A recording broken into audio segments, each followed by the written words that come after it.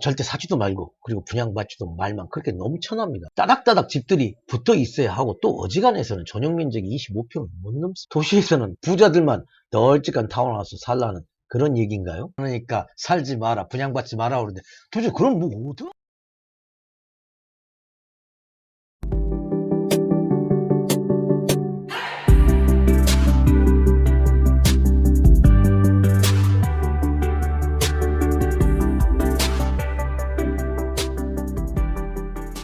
안녕하세요, 한영수입니다. 한영수는 아파트가 아닌 주로 타운하우스 그리고 전원주택만 전문적으로 시행 분양하는 회사입니다. 하지만 요즘 시장 분위기는 뭐 다들 잘 아시다시피 최악입니다. 사업도 안 되고 분양도 안 됩니다. 물론 전반적인 부동산 시장 침체가 그 본질적인 원인이라고 생각을 합니다만 더 많은 고민을 해보면 요즘 타운하우스에는 그동안 누적되어 문제들이 참 많다는 그런 생각을 한번 해보게 됩니다. 물론 그게 한두 가지는 아니겠죠.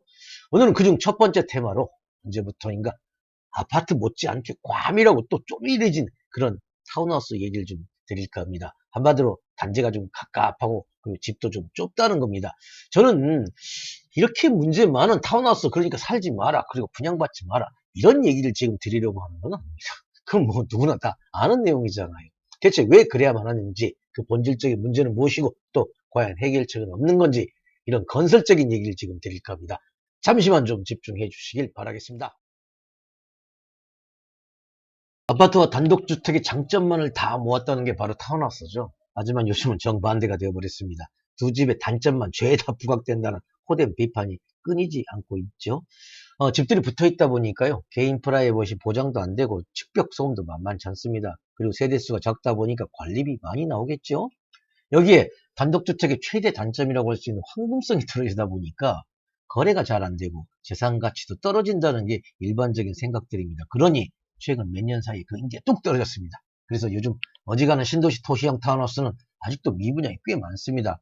하지만 분양가는 굉장히 비쌉니다. 아니 정확히 말씀드려서요.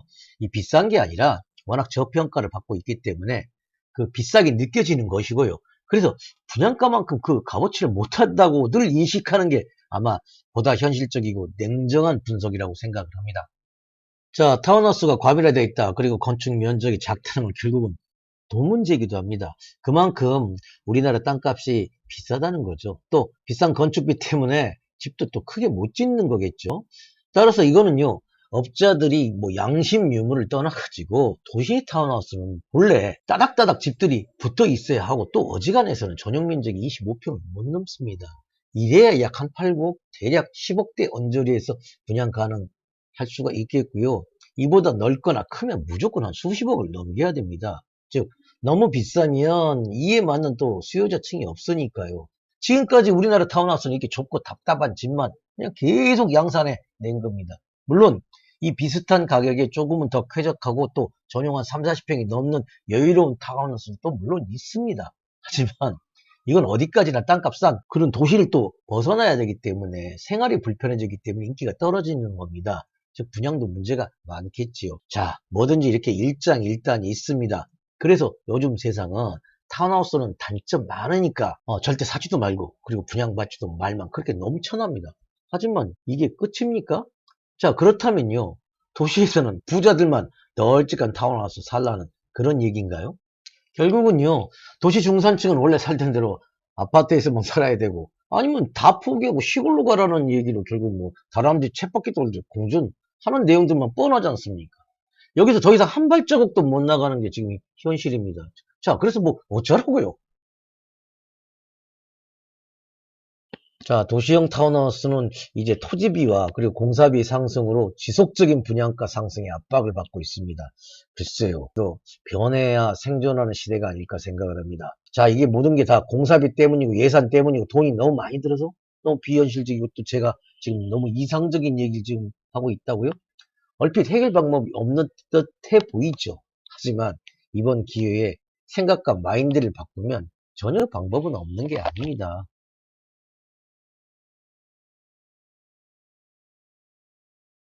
국내에서는 뭐 적당한 사례를 찾기 힘들기 때문에요. 해외에서 좀 사례를 좀 찾아보겠습니다.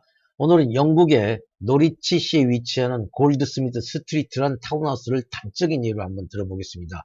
누가 봐도요. 이 타운하우스는 고급 주택도 아니고 또 그리 비싸 보이지도 않습니다. 영국의 어느 중소도시에 놀랍게도 서민들을 위한 공공임대주택입니다. 약 한 100세대 규모의 3층짜리 연립주택인데요.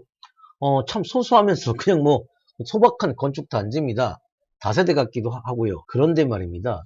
이 별거 아닌 듯한 임대 타운하우스가 지난 2019년도 영국 왕립건축가 협회에서 주는 영국 최고 권위의 스털링 건축상을 받았습니다. 오잉? 아마 갑자기 좀 집이 좀 달라 보이실 겁니다. 사실 이 집은요, 스털링 건축상 사상 역사상 최초의 공공임대주택이라고 합니다.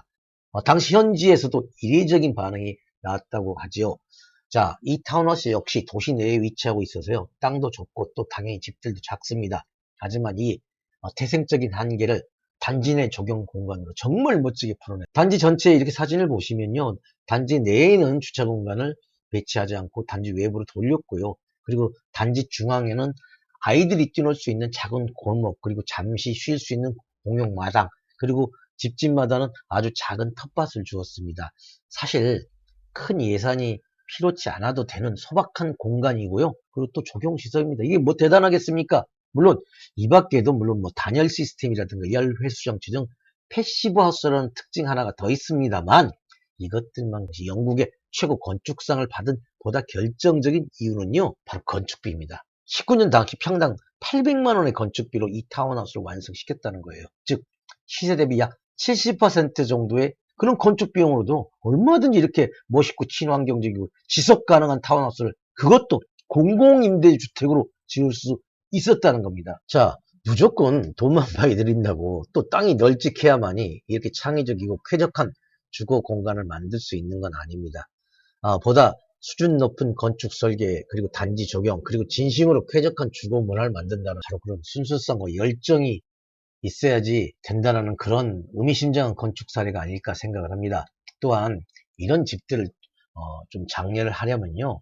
이제 더 이상 뭐 업자 양심, 뭐 도덕에 기댈 게 아니고요. 어떤 법적이라든가 또 행정법적인 어떤 제도의 개선이 반드시 필요할 것 같아요. 이게 뭐 대단한 혜택을 달라는 게 아닙니다. 이런 집들을 만드는 그런 사업일 경우는요. 뭐 토지 같은 경우는 뭐 취득세 중과세라든가 그리고 뭐 임야 같은 경우는 개발분담금 좀 비율을 낮춰주는 등 최소한의 세제 개선 혜택으로만 큰 효과를 좀 보기 마련이에요. 그리고 사업계획 승인 뭐 허가 기간만이라도 단축시켜주는 이런 작고 소소한 인센티브 하나가 아주 큰 도움이 될 겁니다. 위에서 보시는 영국 타운하우스 역시 좀 자세히 좀 살펴보시면 당시에 그 노리치 씨가 얼마나 이 집을 위해서 많은 그런 세금 혜택과 그리고 행정적인 편의를 봐줬는지 아마 적나라하게 나와 있는 사례예요. 제발 좀 우리나라도 이제는 뭐 아파트 일변도의 주거 문화에서 단 0.1%라도 이런 타운하우스에 대한 배려와 인식의 변화가 좀 있어야 되겠습니다. 정말 좀 하고 싶은 말은 정말 많은데요. 너무 많으면 이게 한도 끝도 없으니까 오늘 여기까지만 하겠습니다. 오늘은 도시의 작금의 타운하우스가 점점 답답해지고 그리고 이제 단지 내 주경은 뭐 아파트보다도 더 못하다고 말씀드렸습니다. 하지만 분양가격, 돈을 많고 적음을 떠나서 그 누구에도요 쾌적한 주거 환경을 누릴 수 있는 권리가 있습니다. 제가 이미 소개시켜드린 영국의 타운하우스처럼 큰 돈 안 들거든요. 어떤 쾌적한 단지 그리고 조경 그리고 단지 구성을 할 수 있는 방법들이 많이 존재합니다. 우리나라는 집을 무조건 돈벌이로 바라보는 시행사, 건설회사가 대다수입니다. 하지만 아직도 좋은 건축과 설계로 가성비가 넘치는 그런 집을 만드는 회사들도 많습니다.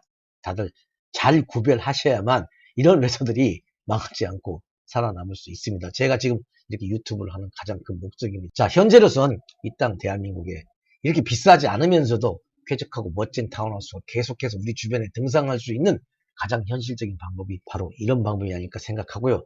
좀 어떤 제가 말씀드린 행정 개편이라든가 세제 혜택 이거 정말 정말 고민들 국가에서도 좀 많이 좀 해야 된다고 저는 강력하게 그렇게 주장하는 바입니다. 자, 오늘 영상은 여기까지입니다. 다음 영상에서 뵙기로 합니다. 지금까지 한용서 주택연구소였습니다. 안녕히 계십시오.